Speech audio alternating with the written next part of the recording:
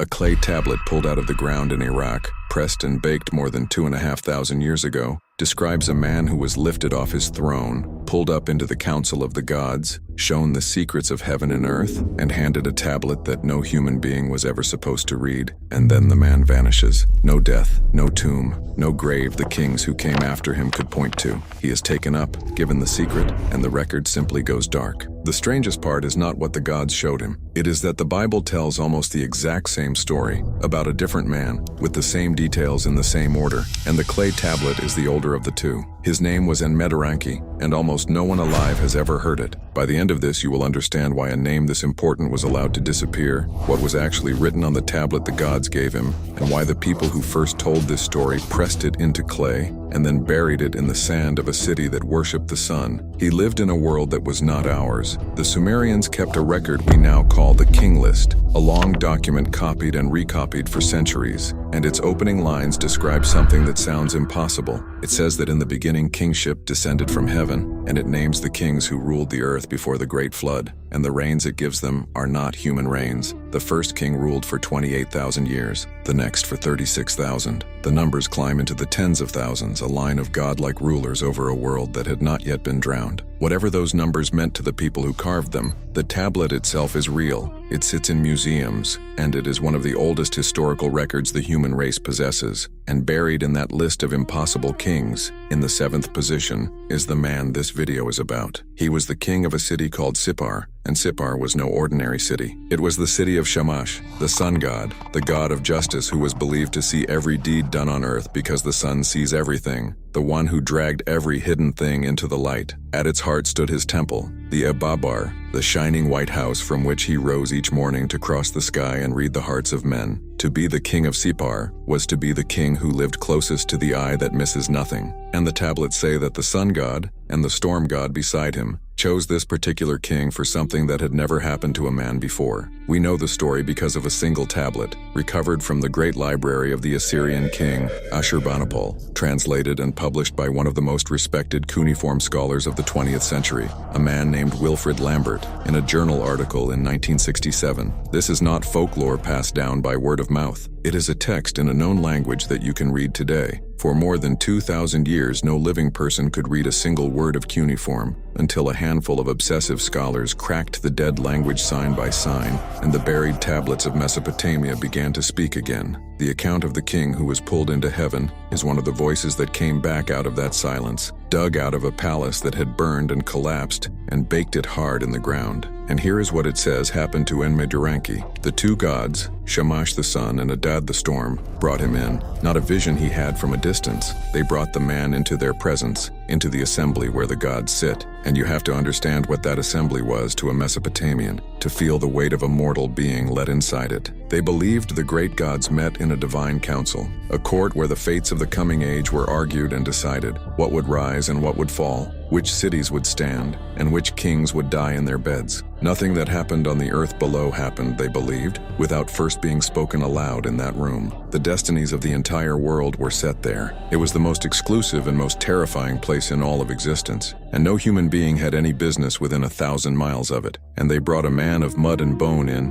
and gave him a seat. They did not leave him standing at the door like a servant. The tablet says they set him on a great throne of gold, a human king, seated on a throne of gold in the council of the gods, as if he belonged there. And then they began to teach him. They showed him, the tablet says, how to observe oil on water. That sounds strange to a modern ear, so understand what it meant. The Mesopotamians believed the gods wrote the future into the world, and that a trained eye could read it, the way you and I read letters on a page. One of the ways they read it was to pour oil onto water in a bowl and watch the shapes it made, the way the film spread and split and beaded. And from those shapes, a trained man could read the will of heaven. If the oil sank and rose back up, it meant one thing for a sick man and another for an army about to march. If it split in two, if it formed a ring, if it clung to the rim of the cup, each pattern was a different answer, written by the gods into the simple behavior of oil on water. For anyone who had been taught to read the code, the gods were teaching Enmeduranki to read the language the universe was written in,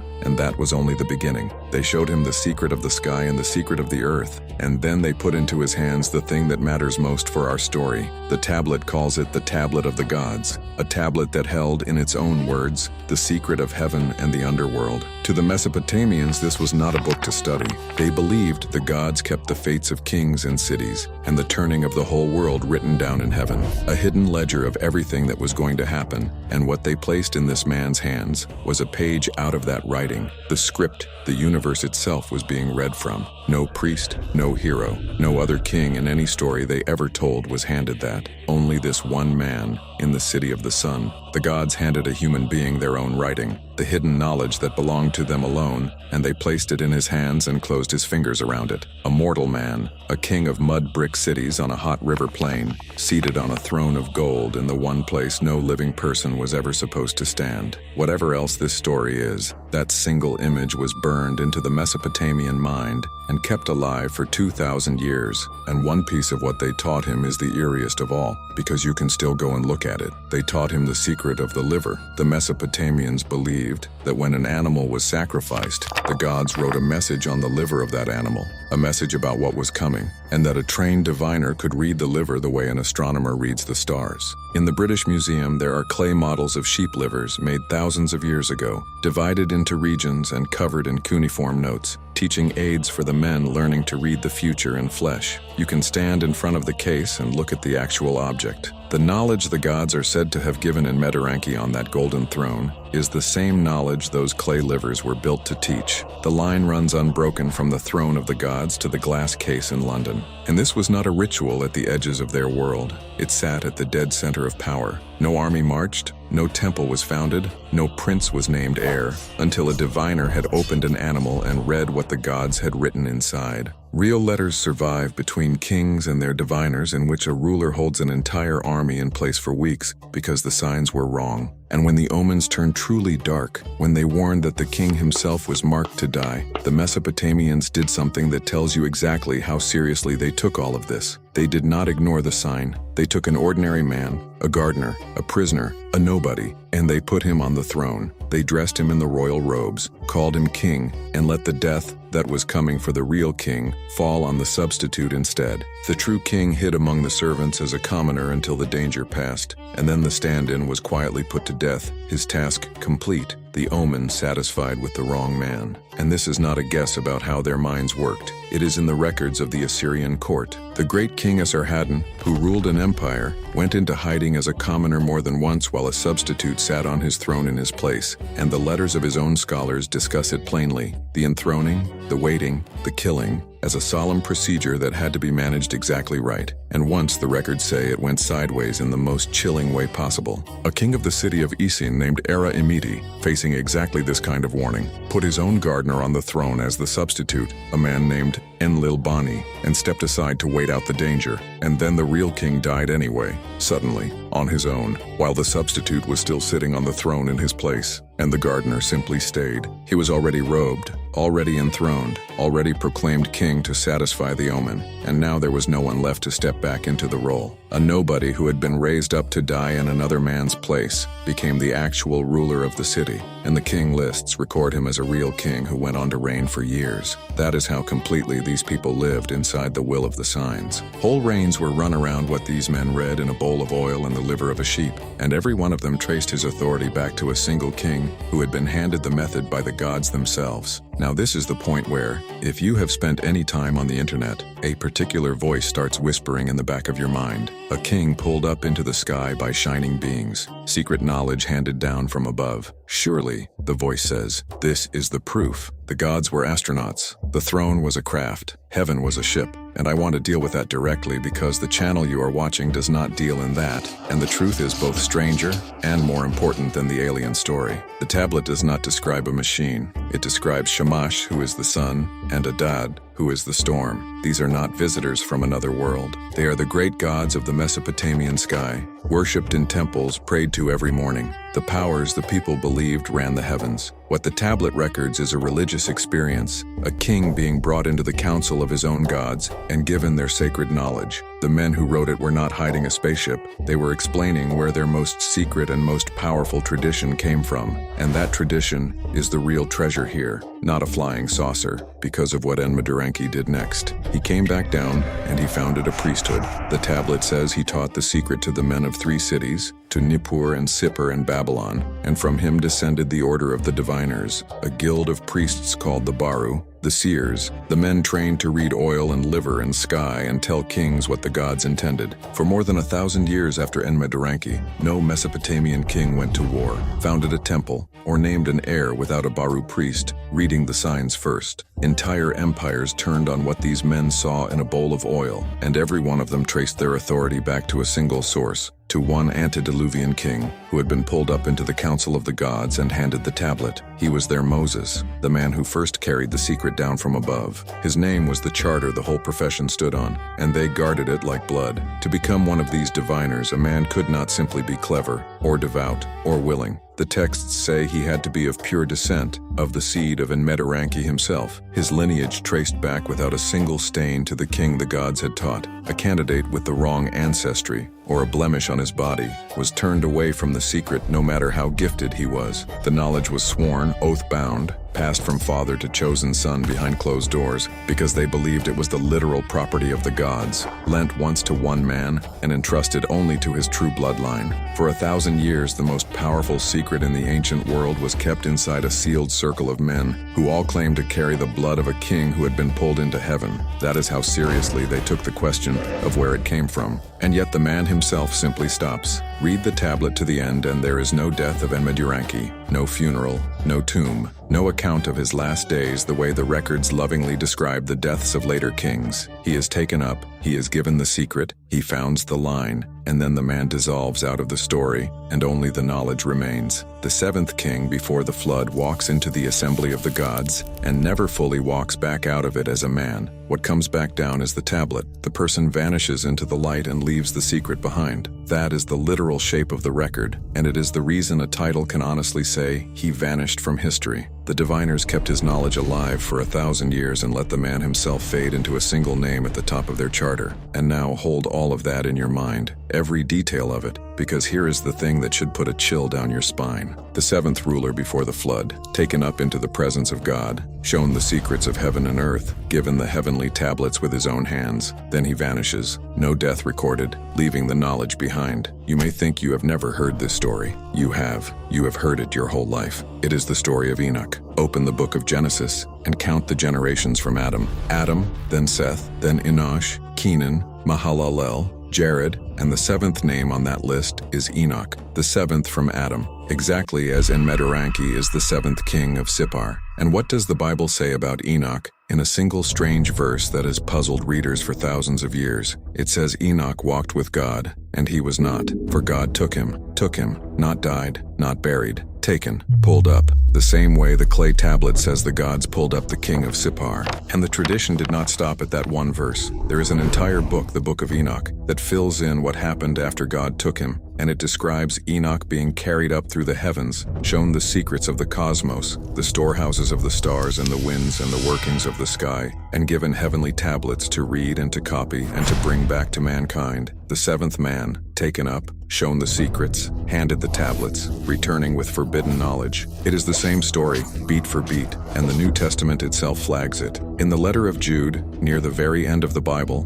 the writer introduces a prophecy of Enoch with one deliberate phrase, calling him Enoch, the 7th from Adam. The number is written right there into the Christian scripture made to matter because the position in the line was the whole point. And here is the part that should genuinely unsettle a person. The clay tablet is older. Enmeduranki was being copied in the libraries of Mesopotamia, centuries before the Book of Enoch was ever written, and the Mesopotamian tradition behind him is older still, reaching back into the 3rd and 2nd millennium before Christ. The scholars who study both, serious academics with no interest in anything sensational, have argued that Enmeduranki is very likely the prototype, the original mold the figure of Enoch was later poured into. The man taken up to heaven and given the secret tablets was not first a Hebrew patriarch. He was first a Sumerian king in the city of the sun, and the story was already ancient when the Bible inherited it, and the link to the sun runs deeper than the name of a city. Look at how long the book of Genesis says Enoch lived before he was taken. 365 years. Every other patriarch in that same chapter lives most of 1,000. Enoch alone is given a span that is not a human number at all. It is the number of days in a solar year. The man who walks with God and is lifted out of the world is marked, quietly, with the count of the sun. Exactly as the man pulled into heaven on the clay tablet was the king of the city of the sun god. And in the book of Enoch, a huge part of what he is carried up to see and ordered to write down is precisely this: the secret order of the calendar, the courses of the sun and the moon, the hidden divisions of the year. The Mesopotamian king is given the science of reading the heavens. The Hebrew patriarch is given the secret of the heavens themselves. Two solar men, on opposite sides of a flood of traditions, handed the same kind of cosmic knowledge and then quietly lifted out of the world. And there is a strange twist folded into that inheritance. The one thing Enmeduranki was most famous for, the reading of omens in oil and liver and signs, is the very thing the law of Moses turns around and condemns as an abomination. Orders cut off from the people. The Hebrew tradition kept the holy half of him, the man lifted to God and given the tablets, and it outlawed the other half forever. The figure survived the crossing. His profession was left to drown. So either the writers of Genesis knew the older story and reshaped it around a man of their own, or both traditions are reaching back toward the same buried memory, some original event or idea so important that two different civilizations preserved it across thousands of years. And the people who told it earliest did not write it on paper that would rot. They pressed it into clay and baked it hard, and it sat in the ground through the fall of every empire that has ever ruled that land, and it came back up in pieces in the hands of archaeologists who could not have known what they were reading until the language was cracked. The story of the man pulled into heaven was itself buried and then dug up, exactly like the man it describes. And it did not happen only with the kings, it happened twice. The Mesopotamians remembered a second sevenfold line from before the flood. Not kings, but sages, the seven Apkallu, half-divine beings who rose up out of the deep waters to hand the first cities everything that turns animals into a civilization: writing and law and farming and the building of temples. The first of them, the Babylonian priest Berossus tells us, was a fish-bodied creature called Oans, who came out of the sea at the dawn of time and sank back into it each night. They were so real to the people that they carved them into palace walls and buried figurines of them under the floors to ward off evil. Bird-headed and fish-cloaked guardians you can still walk past in the museum halls today. And in a ritual text that names all seven of them, the seventh sage, a being called Utuabzu, is described in a single short line that stops you cold. It says simply that he ascended to heaven. The seventh king ascended. The seventh sage ascended. The pattern of the seventh one who is taken up into the sky was pressed into the clay of Mesopotamia not once but twice, in two separate traditions, long before anyone counted 7 generations from Adam to a man named Enoch, and said that God took him. Feel the weight of that. This is not one coincidence. It is a shape repeated in the oldest writing the human race has. A shape that says the seventh one before the flood does not die like other men. The seventh one is pulled up into heaven and given the secrets, and the rest of us are left holding the tablet he carried down. Whatever that pattern was trying to remember, it was old, and it mattered enough that the people who carried it would not let it die. They built it into their king lists and their sage lists and their priesthoods, and when their civilization fell, the clay kept it for us, in the dark, for 2,500 years. And the Mesopotamians did not preserve all of this by accident. They had a tradition about exactly this, about how knowledge survives the end of the world, and it points straight back to the city of the sun. The priest Berossus records that before the great flood came, the god of wisdom warned the flood hero to take all the writings, the beginning and the middle and the end of everything mankind knew, and to bury them in the ground for safekeeping. And the place he was told to bury them was Sippar, the city of Shamash, Enmeduranki's own city. The plan was that after the waters fell, the survivors would go to Sippar, dig the tablets back up, and hand the knowledge back to the human race.